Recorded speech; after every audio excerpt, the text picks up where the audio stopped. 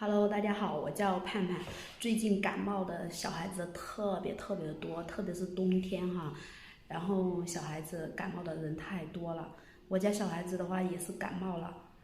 差不多有1个月的时间了。他感冒他也不流鼻涕哈，然后不发烧，玩也玩得好，吃也吃得好，但是呢就是一个咳嗽，特别是早上起来的时候特别咳嗽啊。我大宝因为上幼儿园好像感染的，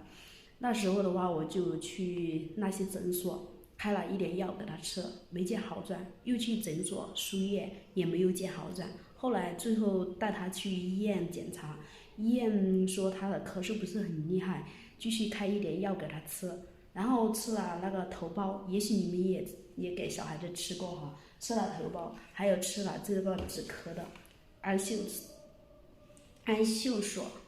安秀特罗口服液哈，这些药也给他吃了，然后还有一些止咳药、抗病毒的药都给他吃了，不见好转。后来我小女儿好像被我大儿子给传染了，早上起来的时候也会偶尔咳几声，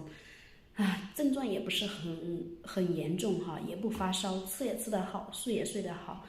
去医院检查的话，医生依然的只开了一点药，也没有检查什么原因，只是说回来吃一点药就可以了。后来1个月之后，我儿子还是依然的咳嗽，依然的没有见好转。最后我挂了一个专家号，我去看了一下，然后专家问了我儿子的咳嗽的时间，然后专家说咳嗽的时间比较长了，有可能考虑是支原体感染。最后我儿子去抽血化验那个支原体，还有拍片子，就是看下来的话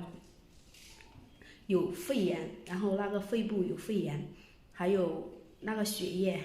查下来的话就是有支原体感染，有四个加就是4个阳性了。当时的话，我拿到化验单的时候，我直接跟那个医生说，这个结果的话，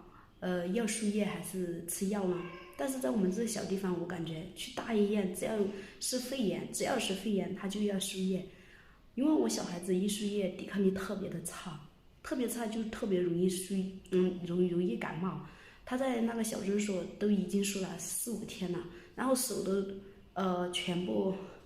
扎肿了，然后扎烂了，我看着特别的心疼。后来我就决定，我说不输，我直接开药给他吃吧。那个专家医生直接来说，他吃药这个病的话，吃药是治不好的，没有效果的，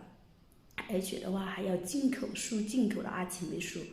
我就纳闷了，我家小孩子是早上咳嗽一点，平时的话不是很咳嗽，也不发烧，精神状态也好，吃得好，睡得好。虽然拍片子下来他有肺炎和那个支原体感染，但支原体感染他以前也有过支原体感染，所以的话，我想了一下，我没有听专家的建议，直接就带他回来，开了一点进口的阿奇霉素给他，就是首先第一步的话就是吃5天，停4天，吃3天，停4天，再吃3天，就是把这个疗程吃完。现在的话，我小孩几乎不怎样咳嗽了，就大多数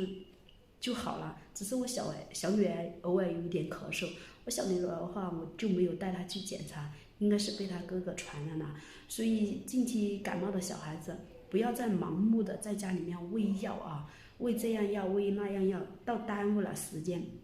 必须去查一个根源，到底是什么引起的感染，什么引起的疾病，然后再对症下药。这样的话，我觉得好得快一点哈。而且的话，小孩子玩得好，精神好，什么都好，不发烧，我建议不输液，不打针，能吃药尽量吃药，不输液尽量不输液，不打针最好的哈。反正我觉得我们这里的医院哈，只要你有肺炎就叫输液，只要你有肺炎医生就叫输液，好像得了肺炎不输液不好一样哈。不知道你们有没有这样的亲身经历？反正我的话，我家小孩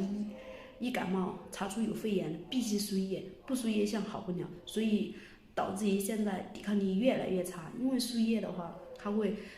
输那些头孢啊之类的，好的细菌和坏的细菌，它都会通通把它杀死掉，所以的话一点抵抗力都没有啊。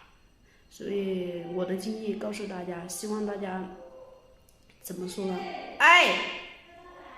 好。所以告诉大家哈，一定要查明原因，这是我的经历，希望能够帮到你们。好了，本期视频我就分享到这里，希望大家喜欢我的视频可以关注我，下期视频再见，拜拜。